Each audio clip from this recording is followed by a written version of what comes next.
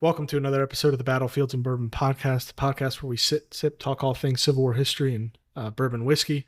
I'm Jack, joined as always by my co-host Elijah. Today we are not coming to you from the historic Bell House in Winchester. We're coming to you from Weldon, North Carolina, but we want to thank our sponsor, the Shenandoah Valley Battlefields National Historic District, for being the official sponsor of the Battlefields and Bourbon podcast. So if you want to support us, consider becoming a member of the Battlefields National Historic District, and you can support battlefield preservation and Civil War history in the Shenandoah Valley. So thank them. And Elijah, tell us a little bit more about where we are at right now. Yeah, so we are coming to you from Weldon Mills Distillery in Weldon, North Carolina today. We are joined by Mr. Bruce Tyler of Weldon Mills Distillery. And give us a little bit of background about yourself. Well, let's see. I joined the Army at 18 and pretty much grew up in the Army. I've spent 27 years in the Army. Started off as a combat arms guy in the 82nd Airborne Division, and then went to school, green to gold, ROTC, and reserves. And from there, I did my grad school at Campbell University in North Carolina, and then went to law school at North Carolina Central University. I was an MP officer at that time. And then after I finished law school, went back on active duty as a judge advocate general JAG officer. And spent about 28 months-ish in Afghanistan, and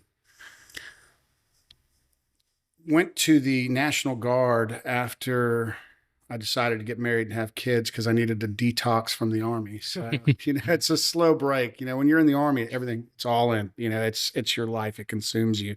But I always said I wanted to wait to have kids until after I got out. So with that, went to the Guard, got married, had kids, and was practicing law. I was the head defense attorney for North Carolina National Guard, and I also had a law practice, and just realized practicing law wasn't as fun when you weren't making shoot or no shoot decisions, flying around as a door gunner on a Black Hawk, or doing rule of law missions and getting out on the battlefield. So I needed to do something different. So a buddy of mine who drank a lot of bourbon, smoked a lot of cigars, he's in business. He didn't go to college. His parents weren't happy about that, but he decided in high school to start up a business and created this multi-million-dollar business because he's just an assassin. And with that, I always wanted to do something with him because my undergrad and grad school were in business. So we were all trying to figure it out and never could. So I was just on my back porch having a bourbon, smoking a cigar, and just sat there and thought, oh, there it is. So I texted him and said, hey, man, you want to make booze? And his reply was yes. So from there, we had to figure it out. And we started looking around. My wife is at the hospital, so she's got to be, 15, 30 minutes from the hospital. So I wanted to find something within an hour radius. She did residency at University of Kentucky, and I really, I was drinking a lot of booze and bourbon before then. But, when I really started geeking out on it, when I got to visit her and go to the distilleries in Kentucky and all of that. So I wanted to do something that was kind of representative of that industry over there. And so I wanted to look for a mill building around a creek or something like that, maybe with some out storage buildings and whatnot. But I had an hour radius because I was driving to Fort Bragg, which was an hour and 40 minutes each way each day. I wasn't going to do that anymore. So looked on the internet and I found this old mill building right next to this beautiful river. I didn't know any of this was here. I didn't know anything about Weldon. I didn't know anything about Halifax and the history there. But I started finding out. And then I also looked 2 miles away on I-95, the busiest exit in North Carolina on I-95 was 2 miles away. I was like, wait a minute, this is turning into a no-brainer. And I came down and checked out the building and instantly fell in love. So you're not originally from Weldon? No, I'm not originally from Weldon at all. Actually, I actually grew up in LA. Yeah, my family's all from Tennessee. So my family is a bunch of Vikings that went to Scotland, that went to America, right? And then they first settled in North Carolina, Western North Carolina by the mountains, and then eventually moved over across the border into Tennessee, and that's kind of where they settled. So my dad's generation was the first generation to chase the grapes of wrath to California. Yeah. So I was born in California. I grew up there and then joined the Army from there. And I forgot where we're going with this. No, just Yes, kind of. yeah. So does that bring you? The Army bring you here to North Carolina? Before The Army, yeah, the Army brought me to North Carolina. Okay. And I've stayed because I was so I first went to Korea up by the DMZ in '93, and then came to the 82nd, Fort Bragg, not Fort Liberty, Fort Bragg in '94. And I've pretty much homesteaded here. You know, I had to go to a couple places like Fort Polk, Louisiana, in the middle of the swamps, in Afghanistan. I mean, I had a glorious, you hear about these people traveling the world when they join the Army. You know, they go to like Germany, Italy, Japan. They go to all these cool spots. Hawaii, right? It's a great. My duty stations were Fort Bragg, and in 27 years, Fort Bragg, Fort Polk, Louisiana, Korea up by the DMZ, and Afghanistan. Lovely. Lovely. Hitting the lottery there. Yeah, man. It's like, man, I want to be in Hawaii. Like, I'd like to go to Italy. I like eating food. Yeah. So that circling back to how I got there, I got here from the Army. So I'm not from the area, but we live in Rocky Mount, North Carolina. Okay. It's a great spot, and we live out in the country, by the water, and it's quiet. And it's Can't beat nice. it. Yeah, Can't beat it. Although this water here in the Roanoke River is much nicer than our water. So we live off the Tar River, right? So the Tar River's brown. Yeah. This water, it's only brown when they open up the floodgates and it washes everything down. Yeah. Normally it's clear. You can see all the way to the bottom. And this property, I just started learning about the history of it, but I knew as soon as I saw this building, I was hooked. Like, I was done. I tried to have a poker face and say, oh yeah, we're going to negotiate. There wasn't much negotiation. I was hooked. I couldn't wait to start. Whatever it takes. You saw this building before you saw the building where your distillery is located? Yes. So my original intent was to do everything on this side of the park. But in order to do that, I'd really have to start doing things that wouldn't be right for the building, if that makes sense. So, I've got plans to do stuff with the back building, the power plant, and so on. But I'd have to start attaching things to it for it to be able to produce bourbon, spirits that wouldn't make it look right. I mean, this thing stands prominently. Yeah. So Tell us a little bit about, so for our listeners, the building, this historic building that we're in, and kind of this location of Weldon, North Carolina. Absolutely. So this building here is the second version of itself. I know that's a little confusing, but originally in 1830, it was built in 1830 on these big, huge granite foundation, right? These big blocks, footings. And it was a barrel mill. And it was a barrel mill that was in support of the Civil War. They were making barrels. And, back then barrels were containers to carry multiple things. There were other mills on this property right here on the Roanoke River. And there was also a foundry. And there was a large explosion out here. And I'd only have to assume that, that foundry, in my thoughts, they were making cannonballs, right? Yeah. Like, you have these barrels that were probably used heavily for gunpowder. There's not a lot of written history because we're out in the sticks, man. Yeah. There was no big major battle here, but there was a lot of cool stuff happening behind the scenes that nobody talks about. People want to talk about guns on guns, bayonets on bayonets, hand-to-hand combat. Stuff, yeah. They want to talk about the sexy stuff. But the cool thing about Weldon is Weldon was a lifeline Behind for the Confederate Army. Behind the scenes stuff. You can't fight if you don't have guns, you don't have bullets, you don't have ammunition, you don't have gunpowder, you don't have cannonballs, you don't have food, you don't have clothes. The supply side of things are what keeps an army fighting. And that's what's cool about Weldon. This building specifically back then was making barrels. That foundry, it had an explosion, right?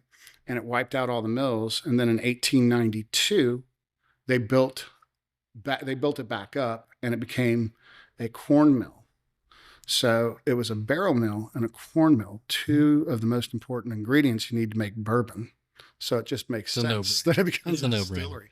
But hitting back, I mean, this is bourbon and battlefields, right? So hitting back to that 1830 history a little bit, you want me to kind of pop please. over there? Yeah. So yeah, during the Civil War, this area was pretty critical. Like I said, it was the behind the scenes stuff. You had the longest continuous track of railroad in the world here from Weldon, North Carolina to Wilmington, North Carolina. What's that distance? Yeah. Just stuff the chump here. Like, you should have asked me that beforehand. I know you had to look it up. Let me check the It's old far. Google machine. It's far. It's far, yeah. But it was also referred to as the lifeline of the South because you had the Confederate Army who had to get support from other countries to be able to sustain a prolonged battle against the Union, who had all the industrial might. Mm-hmm. And with that, ships used to, the Unions had a blockade on each of the supply ports, right? So there were blockades down by Wilmington, and you had Fort Fisher there, right, that was trying to help get folks through. You had blockade runners, right? They would run through the blockades, and they'd come up the river, Cape Fear, and offload in Wilmington, and then put it on the trains and send it up to Weldon. And Weldon can go east, west, north, or south on railroad to supply the Confederate Army all across the battlefield. It was a significant importance to the Confederate Army. That's why they called it the lifeline of the South. Here also in the area, not far, you had 2 training camps. So again, training is important, right? You had a hospital. That's important. And then you had a lot of scrimmages because this railroad, not only the railroad, but the river too. So you also had the Roanoke River Canal. Mm-hmm. That the bateaus would take supplies up the Roanoke River Canal, and they can get it up into Virginia along the Roanoke River. So this was a little significant supply route that needed to be kept open. There's no major battles here, but a lot of small ones, because they wanted to cut off the supply chain. You cut off supply chain, you choke out an army. Yeah. So with that, we had a lot of battles, scrimmages that nobody really talks about. But my favorite battle was the Naked Gun Battle. Tell us more. Yeah, get into that. So not far from here, there's a little tributary that comes off of the Roanoke River. And one of the little outposts that Confederate armies were around, and they were doing what soldiers do. And, they were bathing in the creek there. And as they were naked and bathing in the creek, the Union Army came upon them and began to engage them. And the Confederate soldiers beat those Union soldiers and won the battle naked. So the Naked Gun Battle is one of my favorite stories of the Civil War. But also, when we talk about history and we talk about patterns that existed and lessons we can learn, if we look to this area specifically, it was unique. I'm sure there were other areas like it, but it was unique in that, we had slavery going on at the time, and we had freedom seekers. And freedom seekers used to come along the Roanoke River, and the Confederate Army had a significant presence here as a supply chain, training facility, and hospital. And those freedom seekers actually worked hand in hand with the Confederate Army. They got paid so that they had financing to make their way further north to become free people. And it's just one of the unique stories where there's a coexistence. You get a lot of other side of things when we talk about the Civil War and the Confederacy and the Union. But here it was kind of a special thing going on where people just kind of existed as humans. They had a job to do, right? Like we all have jobs to do. So you had these soldiers that needed to get stuff done. They didn't have enough people to get stuff done. These weren't slaves. These were freedom seekers. So they paid them and they coexisted. And then, the Underground Railroad went further on up. And as they made a little bit of money, they moved their way up north. And I thought that was a little cool part of history that is rare to hear about, right? Yeah. So what a cool site. And I guess, so you came in to acquire this, so you acquired this building. Yeah. And what were the first steps after, after acquiring and telling your friend, let's make booze? Yeah. So we acquired this building, and then we had to acquire, well, we set it up to where we contracted under this and realized, hey, we're going to have to screw this building up to do what we want to do. So we worked with the town and bid on the property across the park, which is actually our distillery location, so that we have a production facility. And then we tied both of them together, as the mill building is the front of our house, where you go to meet for tours and tastings and have cocktails and do events. And then folks jump on the trolley, and the trolley takes them over to the other building. It's not a far ride, it's just 300 yards away. Yeah. Rode it this morning. It was fun. So, I always go around ringing the bell on the trolley. Yeah. People look at me like, who's this guy? So they take the trolley over, and they get a little tour experience. We try to give people actual information on our tours. Yeah. I've been on a lot of rush tours where you can't really learn anything, and it's just kind of like, hey, we're going to move you through. Now we try to make it something for folks to do. Yeah. Especially on the weekends, you're looking for something to do. Come to a tour and a tasting. It's fun. Bring the kids, bring the dog. You're fine. No problem. We got that. And then, it was January of 2019 when we closed on the properties. And this mill building had some significant work left to do. Fortunately, the previous owner had done a lot of work himself. Good. So that helped. Right? That was part of the decision-making process. Is like, this can get super, super expensive, or it can get crazy expensive. Right? Yeah. So, fortunately, it was just super expensive. So we went to work on this place. We knew that when you drop your federal permit, it's called a DSP to make a distillery. We knew that could take, at the time, was taking anywhere from 1 to 2 years, right? So we needed to build interest and hype and get people used to coming here, because before we came here, this was a bad area. Mm-hmm. You had this beautiful river, beautiful rapids. It was only used during rockfish season, and rockfish are striped bass that live out in the ocean. They swim up the rivers and streams to spawn. And this is the rockfish capital of the world. The largest concentration of rockfish swim up the river and actually spawn in our backyard right here in the rapids. Wow. Which is cool. So it wasn't being used outside of rockfish season. Yeah. Only ones that used it were like drug dealers and stuff. So the park was here. Park was here. Okay. But it was state park? So town park. So it's a town park. Okay. And it actually used to be the football field for the high school back in the day. So they used to play games right here on the river, which is pretty cool. That's really cool. So it was being used. And then once we got this thing up and running, slowly people started coming down to the river. The town has done just a great job at securing the area and making sure it's a place for everyone to come, and a safe place, right? Because it's such a beautiful natural resource right here. Yep. Mm-hmm. People need to come down here and check it out, enjoy it. I don't know. I'm a big fan of water, especially rivers. So, anyway, then we opened this up as a bar and grill here in the mill building to build the hype. And then COVID happened. Yeah. So that'll throw a wrench in things for sure. We didn't have a product on the market yet, and we certainly weren't in ABC stores or anything like that. So our first product that we released was Soldier's Cut. We didn't get that to the market till June or July of 2020. So Soldier's Cut. That's Soldier's Cut. So my brother-in-law was shot down in Afghanistan. He was a Black Hawk pilot, Josh, and his crew was Aerosmith 35, and I wanted our first product to be Soldier's Cut. It's dedicated to families of fallen soldiers, Gold Star families, and a portion of those proceeds go towards paying off mortgages for Gold Star families. We did our first one not too long ago. We did it at the Durham Bulls ballpark, and it was cool. It was super cool. It's expensive, right? Like, we don't make a lot of money here. We're a small operation. Awesome. We spend a lot of money, but that's a cause that we focus around, along with other veteran causes.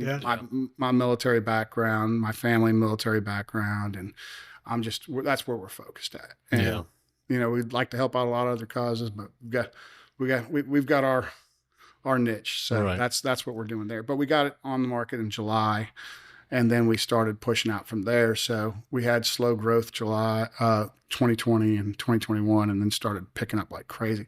One of the things we did was, while we were in COVID times, we said, hey, look, did you know that there's these competitions out there you can send your booze in? Because we didn't know. I'm like, I'm just making this stuff up as I go, right? Because you've never done it before.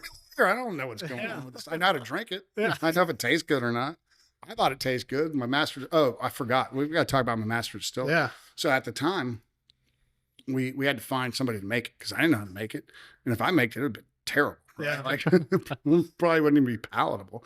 But so we found him. He was actually, there's a American Distillers Institute, ADI forum where distillers and distilleries can post on. He was looking for a job in North Carolina. He actually was in Iowa at the time. So he was working for a company in Georgia. Then this other company said they were going to do a distillery outside of Charlotte. He's from the mountains. He's from Franklin, North Carolina. He's an old moonshiner. So he grew up in the mountains, making moonshine and racing dirt track. And he was a badass moonshiner. He was a really good moonshiner, right? So I can neither confirm nor deny tasting any products, but he was pretty legit. And the statute of limitations has run on that. But Mike Norman, yeah. So we got Mike, and for the most part, he started off painting on ladders and stuff like that. And one day he looks at me, he's like, I really can't do this painting on ladders anymore. It's hurting me. I was like, Mike, you're not here to paint. Yeah. It's like, you don't have to do anything. Yeah. Plan out your distillery, dude. Yeah. Like, let's get stuff ordered. Like, let's focus on that. Like, I appreciate you helping out, but you know, this first part is consulting, right? Until we can move over there, you know, and then, so we moved over there and started building that out. I kind of just Tarantino'd that a little bit where I went forward and back. So no, you're good. I'm sure that my ADHD is not helping the listeners here. So All good. So that building across from where we are at the mill, across the town park. Yeah. What did that used to be? I bet you thought it was a school, didn't you? I did. It doesn't It look looks like for a school. A lot of people spread that rumor that it was a school, but really it was built in the 60s. It was a sewing factory, 50s, 60s. It was a sewing factory. And then after that, it sat for a little bit. Then it became a metal fabrication facility. And then in the 80s, sometime in the 80s, it died out and it sat and it wasn't really being used. And when we got it, you'd go in the front door and you'd have to walk all the way across by the distillery area to that back wall and flip a big, massive switch on a breaker to turn the lights on. Well, you're walking through a lake. Not a lake, a pond, right? The whole floor was covered in water. Yeah. There was polywogs, tadpoles, whatever you want to call them, in the water, right? Because the roof just leaked like crazy. And you flip this breaker and it's got these old drop fluorescent lights, right? Yeah. And then you have lightning bolts shooting across while you're standing in water. You're like, oh, this isn't too safe. This is terrible. It smelled and looked like Freddy Krueger's basement, you know. So we had to go to work on that, get rid of all the asbestos and all the nasty stuff in there. But yeah, so we did that. And again, you know, Mike was helping out there, and I was like, Mike, you don't have to do all this. I was like, we can do it. Right. He can't help himself. He wants to participate. So yeah, so that's kind of the background of how we got this thing, how we found it, how we got it up and running. And we've just kind of, you know, we sent those bottles in, going back to that, right? My mind is crazy, man. It just jumps off. No, you're good. Yeah. So we sent those bottles in since we really didn't have anything going on. And we're like, maybe we'll get like an honorable mention, right? And what ended up happening is we ended up winning a top medal in our first competition that we sent Soldier's Cut in. And we're like, okay. Well, we thought it was good. These other people think it's good, and they're like professionals, right? These are blind tastings. These aren't, you know, you can go around, you can read a label. Oh, here's a 23-year-old. I'm not going to say the name, but you know, We all know. and oh, it's great. This, that, and the other, and it's all marketing, man. Like, Yeah. the thing I love about these competitions is they don't know what they're tasting. They get a little vial of booze with a barcode on it, no name, right? And then they look at it, or they pour it in their little Glencairn or whatever. What's it called? Glencairn. Yeah. I'm not fancy, right? You think I know these things, but I really don't. I just drink it. So yeah, they get their little Glencairn, they look at it, they twirl it around, check the legs, look and see, you know, all this stuff, and look what it looks like, the darkness, the color. And they've got a sheet, and it's got all where they give like a rating system. Yeah. Then they smell it and they do their smelling thing. And then they put it in their mouth and they hold it in there, do like the Kentucky Chew. And these are like master sommeliers, right? These are like people that know what they're doing. And they're just evaluating it. No one knows what the product is. So it's an equal playing field for everyone. Yeah. No marketing. You know, these companies tell you what they want to tell you to get you to buy their product. Mhm. But these competitions with these experts are the ones who can tell you what's legit Yeah. and what's not, right? And we started winning. Yeah. And we started beating major brands. Not that one that I referred to, because they won one competition, or they won a couple competitions and then stopped, because after they won a top medal on one of them, they're like, hey, Yeah. we don't need to do this anymore. Yeah.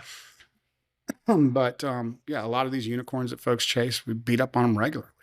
I will give a shout out to Garrison Brothers. They're one of the largest small batch facilities in the States. And we go back and forth as to who's got more awards, you know, the most awarded bourbon, right? So, and they're doing things great. You know, I'm not a rye fan, so I don't like that rye aspect to some of their things. I'm a big rye guy. Yeah, I'm a traditionalist. You know, that rye was that was like the they called it the Yankee whiskey, right? Like, isn't that what they, so yeah, just so we did that, and we started winning these major awards and beating these unicorns. I'm like, holy smokes, we got something. And we really had to start taking it seriously when the international whiskey competition is the largest whiskey competition in the world, right? We ended up winning.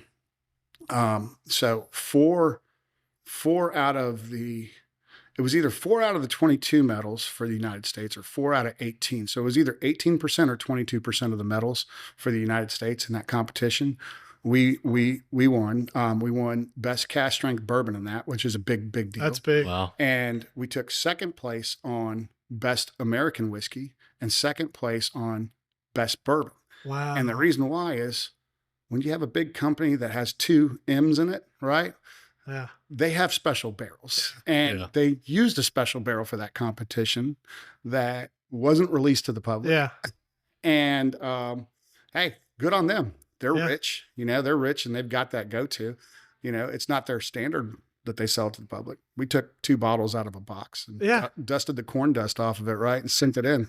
So we took second place on those 2, and then we also won the best micro whiskey distillery. So that was, at that point, we're like, shit, dude. I mean, sorry. No, at that point, we're like, man, we got to figure something out here, right? What year was that? That was 2020, I believe. Wow. Yeah, that was 2020 or 2021, maybe. Let's see. Super quick progress, at least.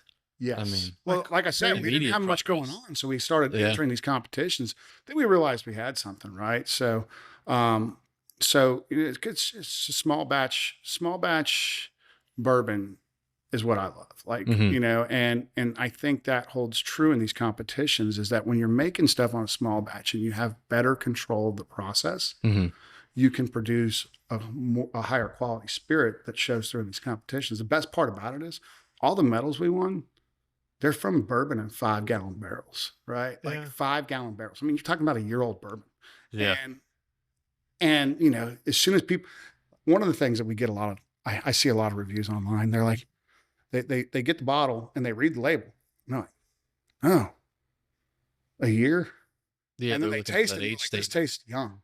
Like, you know, the thing about the 5-gallon barrels, we won all of our awards off it. We have larger barrels. We have 53-gallon barrels that we haven't tapped into because it's not ready yet. We have 30-gallon barrels that we use. We have 15-gallon barrels. We have 10-gallon barrels. We don't really use the 5-gallon barrels anymore because it's too expensive.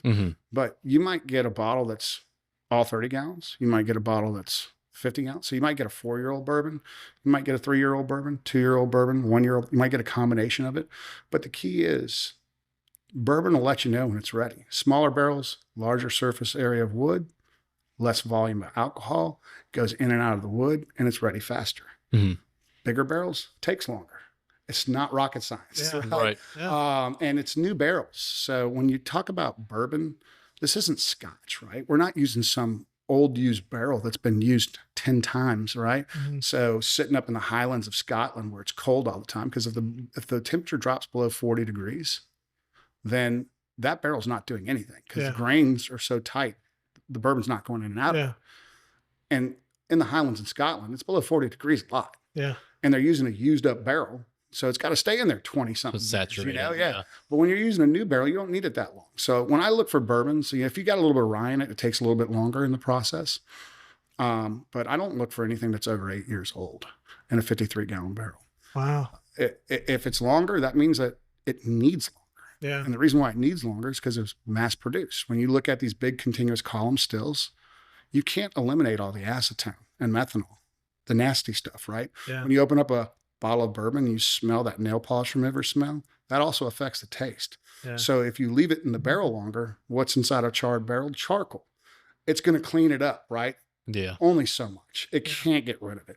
But also, if you leave it in there longer, it becomes over oaked, right? So that's a trick, right? Like, let me leave it in Double-edged here sword longer. there, yeah. But if you start off with quality spirit off the tap because you're producing it on a small batch, you don't have it in there. Like our first distillation, we remove it.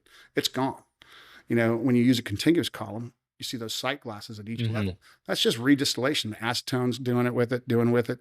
You removed a lot of it because it's volatiles and it vents out at the top. Then it gets over to a doubler, right? Where they try to eliminate more of it. But at the end of the day, it's science. You can't eliminate all of it. So you got nail polish remover. That's why the spirit's inferior. Yeah. So now, how many barrels go into one of your small batches, can you say? Because I know some of these larger distilleries, they mix hundreds or thousands of barrels to make some massive batch. And obviously we your do 250 quality, gallon batches.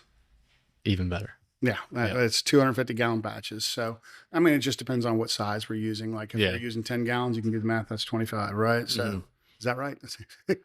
Something like that. Wow, I can't believe after this bourbon drink we're having here that I was able to do that math. And then, so, you know, depending on the barrel size, that's how many go into it. But yeah, it's all small batch. 250 gallon batches. We're not big time. And truly a small batch. I hate when these big distilleries, they go out and they say they make a small batch and then it's thousands of barrels.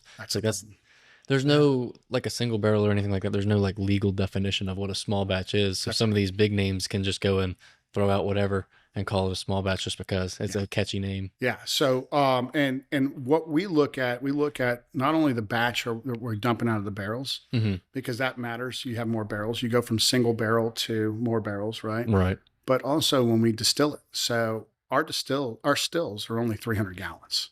And the reason why is you have more. Once you get past 300 gallon stills, you start losing control of that distillation process. It's way more expensive to do it that way, right? It's completely inefficient. But it is, we choose quality over efficiency. So we want to be as efficient as we can, but where that comes at the cost of quality, we'll choose quality over efficiency. It's like you're allowed to be 160 proof coming off of the still. We don't come off at 160 proof. One, I worked for the federal government all my adult life, and I don't let the federal government set my standards. You know, come off 180? No, we come lower. So the higher you go on a still, the closer you get to grain neutral. Yeah, grain neutral spirits coming up over 190. You know, so we come off lower. We know, I mean, I won't say the exact proof we come off, but we come off lower because the lower you come, the more grain flavor you get. And that's what bourbon is. Yeah. It's a dance between the flavors of the grain and the flavors of the wood. If you have too much wood flavor, it's over oaked, right? You left it in the barrel too long, probably to clean up all your acetone. And if you don't have enough grain flavor, it just doesn't taste like a bourbon. You know, bourbon is not supposed to smell like nail polish remover. It's not supposed to taste like acetone, right? Yeah. It's supposed to be clean, you know. And then we also use malted grains for our wheat and barley. And then our all malt, we also have malted corn. Sometimes people try our bourbon and they think, man, that's great. But they spelled Scotch wrong, right? Because malted grains. And, you know, malted just gives a cleaner, pure bourbon flavor. But, you know, bourbon realized a long time ago that Scotch was the gentleman's drink and bourbon was the cowboy's drink. Yeah. So they tried to change that. You know, that's part of the reason why they leave it in the barrel for too long. But you know, Scotch, the reason why it still, like in that competition, the international whiskey competition, what I forgot to mention was we also placed 18 of all whiskeys worldwide, beating out these high-end Japanese whiskeys, all these whiskeys from around the world and U.S. whiskeys. It went all Scotches, then that double M name, and then us, which was pretty damn cool, right? But the reason why Scotch time and time again wins out is because they're not made on a continuous column. You have these big Scotch. Yeah. You know, you got a Scotch column that's like a Harry Potter hat or something. There's no big column in there. So it's really a big, huge pot still. So they're able to make their cuts on it. Yeah. It's all about the quality of the spirit coming on the back end that doesn't have the acetone in it. And that's why Scotch doesn't have, because they're not using a column for their mass production. They're just using big ass pot stills so that it's going to be a better quality product. Yeah. Same here. we don't use the columns on our stills to make bourbon. Mm-hmm. On our hybrid stills, we just use it to trap all of the bad The stuff. bad stuff, get it out. And get it out. Yeah. So when what a great feeling, winning those awards at those massive competitions. So that kind of gives you, I'm assuming, a great, setup for what the future is going to look like. How do you get now the public, your everyday person, your average Joe that's buying a bottle of bourbon down here in North Carolina? Mm-hmm. That's and you're creating an experience here at the same time, but that you can go against the heavy hitters. How do you then create it at the the base level for the public? How do you make sure that the product that you're going to put out for the masses, meets that expectation you now have for yourself? Sure. Yeah, we just add more stills.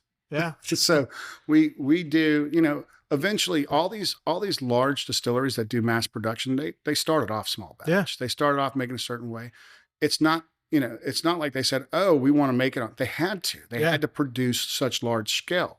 So what we'll end up doing is most likely that facility over there will all just become the small batch distillation facility. And if we're fortunate enough to have success, we're going to have to do mass production. Yeah. It's unavoidable. Mm-hmm. But if we have a huge small batch facility, now we have the ability to sprinkle our small batch, which is a true small batch, throughout the United States. Yeah. And that's kind of the end game goal. If we're fortunate, this might fail tomorrow. Yeah. Because, it's like, you never know what's going to happen, Yeah. especially in recent times. It's like, man, I thought things were going to be great. And Yeah. then COVID hit and everything was crazy. And then it got crazier after that. So COVID kind of came to the benefit, though. It seems like just because you had just started, you were figuring out this process, and you were like, let's just put in a couple of competitions. Sure. And then you're like, holy cow, I've got good product we're putting out. And that was kind of a blessing in itself, because COVID was when a lot of people really started getting into whiskey. Yes. Because they were bored, looking for something to get into. Yeah, I just didn't have any to give them. So yeah. Yeah. Or I wasn't out there for them to get, but if you came to the distillery, you could get it. Yeah, it was. No, it definitely caused a pause. My partner would say it caused a huge deficit in the bank account because we had to spend our way through COVID. Yeah. But yeah. You were not getting nothing. No, lots of lessons, man. Look, this has been great doing it. I've learned a lot of lessons here. Some are more expensive than others, right? Yeah. But it's been fun, and I'm just looking forward to the next section. I mean, we have a second location in downtown Durham now. Yeah.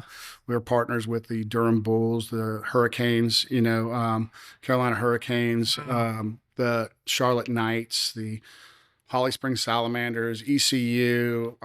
That's how we're getting the word out, is through our partnerships, right? So that's getting us exposure, to, you go to a Charlotte Checkers game, you're going to get exposed to Weldon Mills, and if you go to like the Knights or the Durham Bulls, their bars are Weldon Mills bars. Wow. So That's awesome.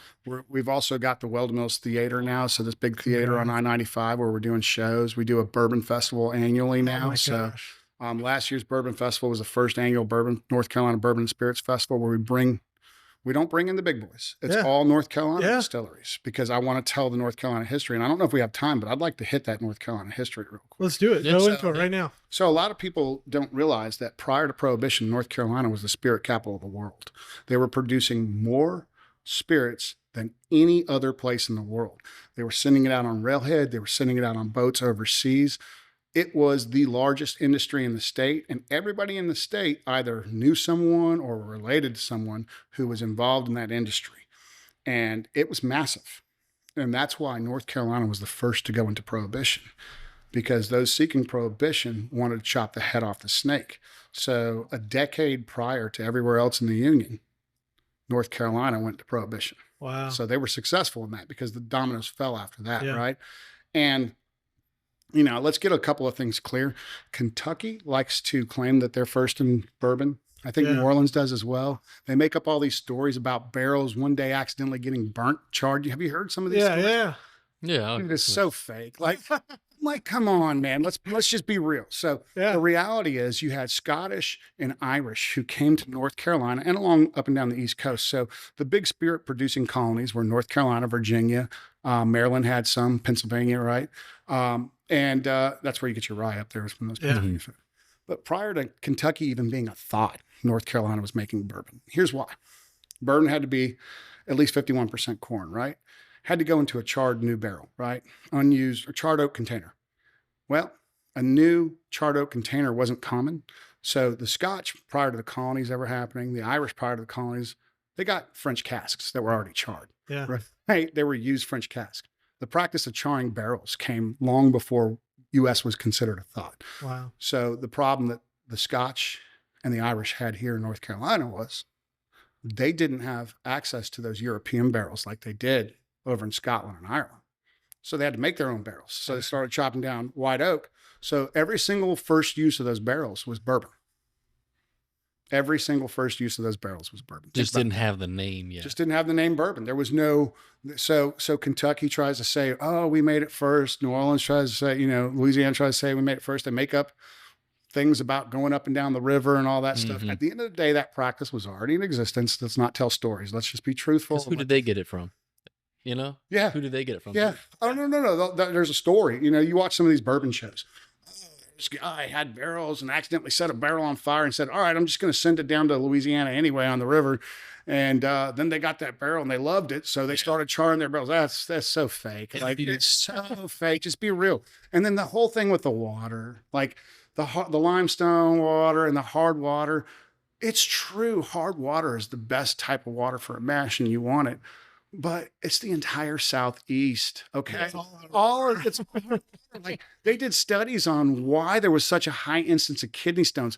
This one study even said, oh, it's because they drink sweet tea. Oh, it's not the sweet tea. It's the water. It's all hard water. The entire Southeast has it. So I just like to be straight up with everything. Yeah. I like to cut through the BS. Like you either like my stuff or you don't. You either like me or you don't. Probably don't like me, but that's fine. As long as you like my booze. Yeah. But no, I just don't. I don't like all that marketing stuff. So I kind of stay away from that and just you throw it out there. But yeah, so North Carolina was first in bourbon. Okay, they were not Kentucky. They were making bourbon long before Kentucky was a state or a thought. Kentucky actually was Virginia before it was Kentucky. Exactly. Oh. And Elijah Craig was an Orange County, Virginia native prior to moving to Kentucky. Right. So that's right. Virginia was out. making bourbon before Kentucky. Exactly. They leave So that Who was out. making it before Virginia? Was North Carolina? North Carolina's first. There you go. Okay. Just setting the record. Based on documents, we have actual documents. And one of the oldest whiskeys, which the first use of those barrels was bourbon, Old Nick Williams has some of the earliest documentation. I don't know if you've ever heard of Old Nick Williams, but Zeb brought his family's distillery back using the original recipes from back when they were, making whiskey and first use barrel bourbon. Just like to remind everybody that first use was bourbon. Yeah. Wow. So no, but North Carolina has the documented history of the first barrels of whiskey and bourbon going out. Yeah. So, Well, being the earliest colony, they'd have to have Yes. distillation at some point. dude, right. Exactly. So Yeah. that's what I'm saying. This is the history right here. What I didn't realize before we came here, and one thing I wanted to mention when we're talking about coming to this area and not knowing about it, Halifax County. Are you guys familiar with the history? Yeah. No. of Let Halifax County? our listeners know. Yeah. So Halifax County is the birthplace of our nation. Now, on the North Carolina flag, you're going to see two dates. One date is fake news. The other date is real. So Mecklenburg County tries to say they had the Mecklenburg resolves, but there's no documentation. There's one person that talked about it. So they said, oh, we have the resolves, and they're going to magically predate it before the Halifax resolves, right? Halifax resolves were preserved in writing, sent up north for the Declaration to be, Declaration of Independence to be drafted. It's the precursor to the Declaration of Independence, and it is the document that served as the base to get the Declaration of Independence. That's why North Carolina's first in freedom. That's right down the road, right down the river, right? Yeah. You had that at one point. Halifax County also was the state capital, right? Especially right after the Halifax resolves were drafted. That did move around. You had like New Bern was it and stuff like that. That's cool. But Eastern North Carolina was the start of this colonies. It was the start of this nation. Yeah. But that's why North Carolina's first in whiskey is, like you said, it's the first colony that started producing whiskey. They had the head start. They had the head just from the beginning. It's just First in whiskey. it's not like someone said, hey, Put that on a sticker. first ones, right? It's just by default of the way migration worked and the way the colonies were set up. So that history with North Carolina, after Prohibition was enacted, obviously it was the largest industry in the world. One day it's legal, the next day it's not. Right? Yeah. So they're not going to stop. That's what they knew, right? The largest industry, I said world, I meant in the state. That's what they knew. So they kept doing it. And that's where moonshine came from, right? You know, they took to the mountains, they took to the woods, they took to the farms, and they kept making it, and they made moonshine. And from moonshine came, you know, the shine runners, right? And then came dirt track, and then came NASCAR, right? Yeah. But which is cool history by itself. But everybody always thinks North Carolina moonshine. That's not the beginning of it. North Carolina was making quality spirits that came here from Scotland and Ireland, and that knowledge, that history was passed down from generation to generation in the backwoods on the farms, and then we're still in prohibition here in North Carolina. Many people don't realize that, but 18 Bravo, our legal code, the first portion of it is prohibited. You can't do anything unless we say you can do it here. So and so that's why North Carolina laws are so complex. We try to change those, but prohibited with exceptions. Yeah, exactly. So, you know, it wasn't until about 6 years ago the law started getting friendly to where we can have an industry come back. So North Carolina just missed out and allowed Kentucky to grow this industry because people were getting paid. You know, they got free farms. If you're going to grow corn, free farms. So post whiskey rebellion, people are like, these revenues are coming after us. We're moving down to Kentucky and we're going to get a farm. We're going to start making booze. And that's where Kentucky just kept going after Prohibition. And North Carolina just didn't come back till recently. So we went from 4 distilleries 12 years ago to 104 distilleries today. Quick turnaround. 104 distilleries. That's crazy. It's insane. Yeah. That's crazy. Yeah. Well, so, you know, I always like to say, you know, the spirit lives on, right? Yeah. So, and that's that we have a revival happening in North Carolina. They make every type of booze out there with the exception of like Jägermeister, right? Stuff like that. You know, there's no Goldschlager. We're okay with that. Yeah. We're okay. But and their quality, you know, some started off having to learn lessons. I was fortunate to grab somebody that knew what they were doing. Yeah. People always say, "Oh, you're doing a great job. How'd you know?" I didn't know any of this. Smartest move was snatching Mike up off of the thing because he was in Iowa. They were supposed to make a distillery for him in Charlotte. Didn't work out, so he moves to Iowa with these folks having a distillery on the farm, and he's having to run away from a tornado and closing the basement door at the distillery. Wow. And then he goes through where he's digging out in snowstorms in the winter, and he's ready to come back to North Carolina. And I got fortunate to snatch him up. So that was my smartest move, right? Yeah. So did he come up with the idea for the all malt whiskey? Yes. Yeah. What's his idea? Story, He comes up with the idea for everything. He's the mastermind. So Mike he's a student of his craft, right? He's an artisan. He's constantly trying to improve while maintaining tradition. And bourbon is his jam. Yeah. And he's a huge fan of malted grains because it produces a superior product. You know, it just does. Just amplifies flavor. It amplifies flavor. It helps with conversion. Conversion's a better process than having to bring in a whole bunch of enzymes and all that stuff. Those natural enzymes are great, right? And the flavor, just that nuttiness, everything else just pops out from those grains. So he wanted to do an all malt. And I was like, Mike, you can do whatever the hell you want to do. Like, let's go. Like, let's find out where to get it. You know, so all of our malts sourced from Asheville, North Carolina, Riverbend Malt House. So all of our grains are North Carolina. Hell, our corn, when this was a 1892 corn mill, the farm was in existence that supplies us with corn, and they were bringing that corn through this corn mill when it was in operation. So full circle. Yeah. So we're all North Carolina here. Our water comes from the Roanoke River, upriver from the paper mill, not downriver from the paper mill. Weldon draws its water from the Roanoke River, upriver. But what's funny is the old pipes that are going into our distillery delivering that water. The quality, the numbers on that water are phenomenal. Really? I thought we'd have a bunch of rust, like iron, you know, like iron's killer you have to treat it so that it doesn't mess up your booze. The numbers are great. They're perfect. All we do is send it through a particulate filter, you know, and put it in with a mash. And then on the backside, when you're having to, you know, you have to proof stuff down, we send it through a particulate filter, softener, 2 reverse osmosis setups. So we want to make sure that water is as clean and zero as possible for proofing down. But on the hard water end, we don't have to do much to it except for a particulate filter into the mash. So, and y'all, so going back to the all malt, you all are the first to do all malt? Yes. Is that? Yeah. So we were the first to bring it to market. Yeah. All malted grain bourbon. There's been all malted whiskeys. Yeah. Like there's a Japanese whiskey that was an all malted whiskey, but we were the first to do an all malted bourbon to the market. Then somebody came after us I think they're out of Colorado. I don't know if they were aging it beforehand and maybe we just beat them to the punch because we had smaller barrels or what the deal was. Right. Yeah, but we were the first to do it, and I love it. To me, it's my favorite of our bourbons. The reserve barrel proof, that's your traditional bourbon drinker's bourbon, right?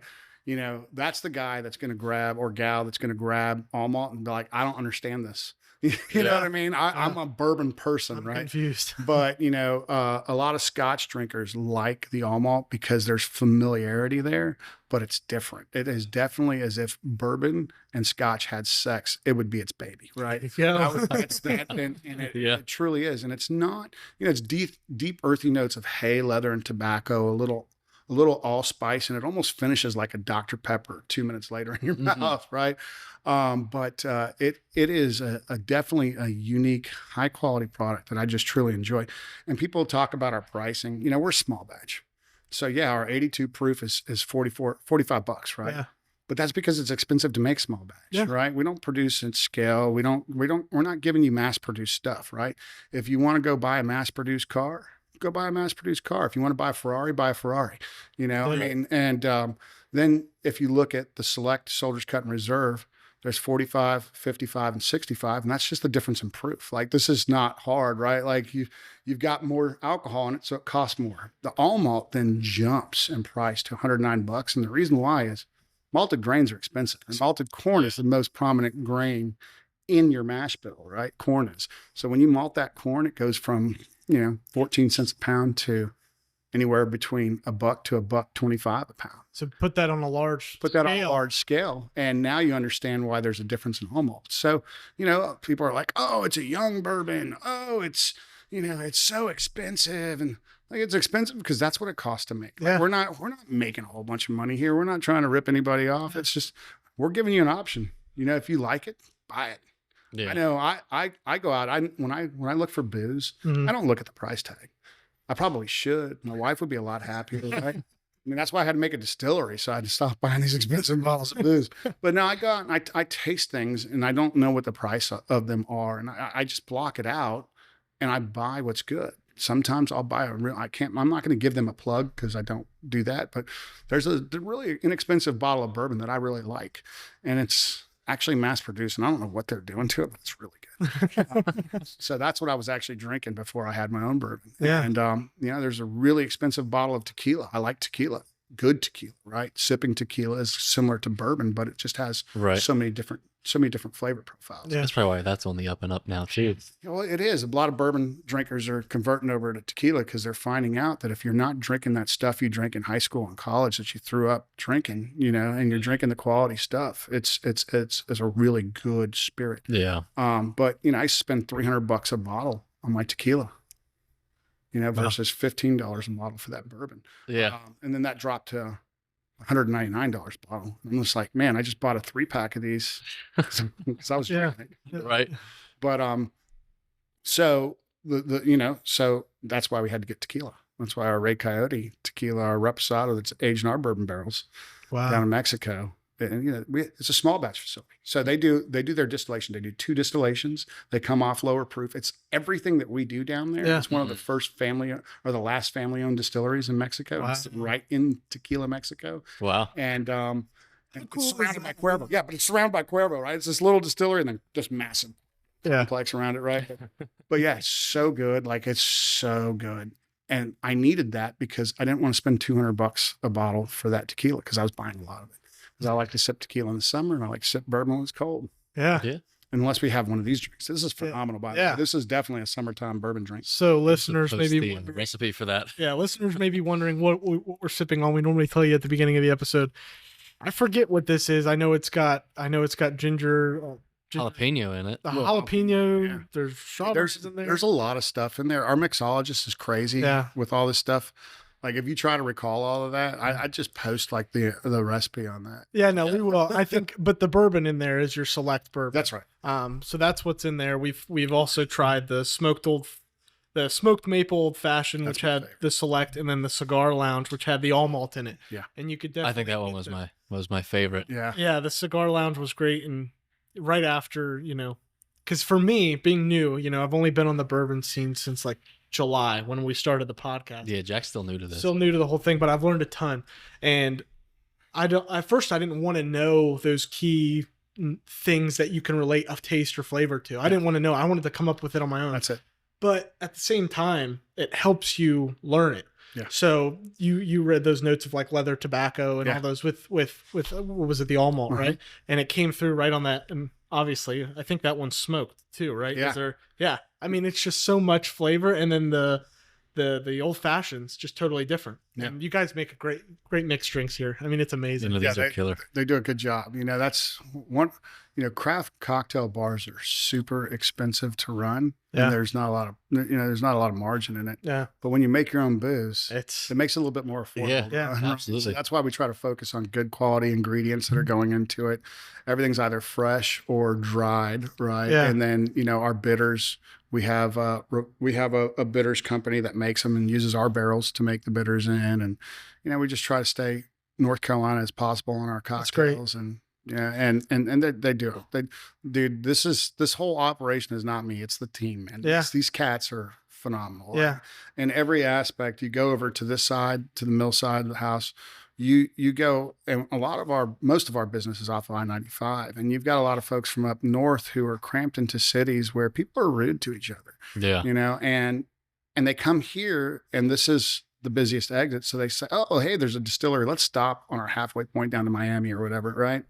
So they come here and they get the Southern hospitality. Yeah. Which is a little different. You're getting the laid back country lifestyle where people are genuinely happy to meet you and hear your story, and they're just nice people, and they just love interacting with people, and that's what's great about the people here in the mill building. And then over at the distillery side of the house, our master distillers, our captain over there. Then we have our distillery manager, who's a local dude from right over here at the lake, who's an awesome guy. He's just first class. All of our crew over there is first class. We've got Kaylin's our production manager, and she was doing her undergrad. She finished her undergraduate at ECU in a field, and then did her started our master's work. And I was like, Kaylin, I'm all about education, but like that field you're choosing, are you happy with it? Like, is that really where you want to go? You're not gonna make a lot of jack. You're gonna do better here in the long run. And you're awesome. So we were able to keep her on, but she's a distiller too. So we have 2 female distillers over there, and they do great. And we just have a diverse crew over there who are just first class. All of them are just focused on trying to put the best product forward and keep it supplied, right? Yeah. And that's all that's what they're focused on, and they care about it. Like, everybody here cares about what we're doing, because this is a team that we're trying to build a future, not just for a job today, but we've got 36 employees. They have families, they depend on that income, and they all know that the better we do as a team, the better supported their families are going to be, the better future opportunities are going to be for around here. And that's what we're all focused on, and focused on putting quality in the bowl. Yeah. And I think that's something that speaks to, just that teamwork aspect, is all these people are putting forth their best effort, because when you put out an award-winning product, that's something to be proud of, and for each individual team member to be proud of, because they played a role in producing an award-winning product that, everybody can enjoy. And, if you ever come across somebody that says, oh yeah, you ever tried Weldon Mills's Soldier's Cut or the Select or whatever the case may be, they're like, yeah, I helped make that. That's just, there's a point of pride there, and that's you can't beat that. 100%. And that's how we are. We were shocked that we were doing that quality. We thought we were doing that quality. So fast though, too. It has been fast. Like, this has been crazy. It was supposed to be, I'm retired. This was supposed to be my retirement gig. I'm supposed to be sending pictures to my buddies, just bragging about how much bigger of a liquor collection I have than they do, and smoking cigars next to bourbon, saying, what are you doing right now? Are you working? Right. I'm working too. I'm sampling. It's QA, QC, you know what I mean? So, but then it turned into a business, and I mean, I'm fortunate, and I'm happy about that. But what it is today, and the glide path that it's on, is not what I originally, Michael and I originally had in our minds. It was just going to be something smaller. We didn't expect it to grow, and it's just growing and growing. Right. We have, after that international whiskey competition, we had to figure out how to market. We didn't know anything about marketing. Yeah. So, you know, I'm like frustrated because it's so expensive to get marketing folks. Yeah. And, you know, and everybody does the normal marketing of like exaggerating and telling tall tales. We're the and stuff best. Like that. We're the best. Yeah, this- Yeah. So I'm like, we can't be focused on that. And I looked and I called folks. And then one day my dad called me up and he's like, what's going on? I was like, Dad, I'm just like this. I got to figure out this marketing thing. It's just driving me crazy. He's like, you know, your stepmom, Wendy, she grew up with somebody in the Bahamas that knows something about marketing. I was like, thanks, Dad. Everybody's got somebody that knows something about something. Yeah. So I said, what's his name? What's his phone number? I'll call him because I was desperate. Yeah. And then I started Googling the cat. His name's Monsell Darville. He was the VP of marketing for Bacardi Worldwide for 17 years. Wow. You know, and then he retired and just started doing pet projects, right? Like he's like, hey, I'm just having fun now. So Yeah. he went over with like ever see Gas Monkey Garage. Yeah. He went over there to do their tequila that they Wow. did, but then, you know, him and Richard Rollins didn't get along too well. So he stopped doing that. I won't go into the story. It was not Monsell's fault.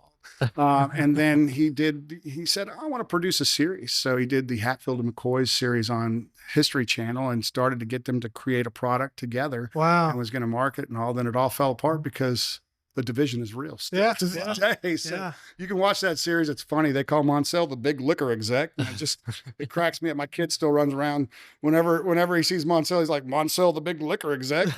So, but we brought him in and we're trying to just, you know, make the messaging that we send out into the world to tell them about our products match what we believe is the quality of the product. Mhm. So just, you know, before it looked like my 9-year-old son did it. Yeah. Yeah. You know, our website was terrible. Yeah. So we're just trying to grow and figure it out along the way. We're building a plane and flight over here. Yeah. No. Yeah. This has been awesome, and your staff's hospitality and this amazing historic location that we're in, and just what you're doing for this area of North Carolina for Weldon. It looks like it's working. It you know, I can see, you know, there's people lined up outside waiting to come in here, and it's exciting. So we want to thank you so much for inviting us down here, Yeah, letting us thank you. experience this, tour the distillery. It was amazing back there. You've got great guys back there doing great stuff. And yeah, if any of you listeners are ever coming through North Carolina or along I-95, it's 6 minutes off the interstate to this parking lot, and you get to ride on a trolley. Yeah. So, and it's great booze. So It is. yeah, Elijah, any last words? No, I think that's it. If you ever find yourself down here, definitely check them out. There's some Civil War history to check out as Yeah. well. Plenty of other stuff. I mean, you're on 95. You may as well stop in. Plenty of great opportunities here. Yeah. Well, Can I get a last word? yeah, last Yeah, word. absolutely. So, as I hinted a little bit, I was a big bourbon geek because of where my wife did residency. And that's what I was chasing everything. I still have a big, huge collection with all of the unicorns in it. Yeah. What I recommend to folks is go out and try small batch facilities, true small batch facilities. Go to small distilleries across the U.S.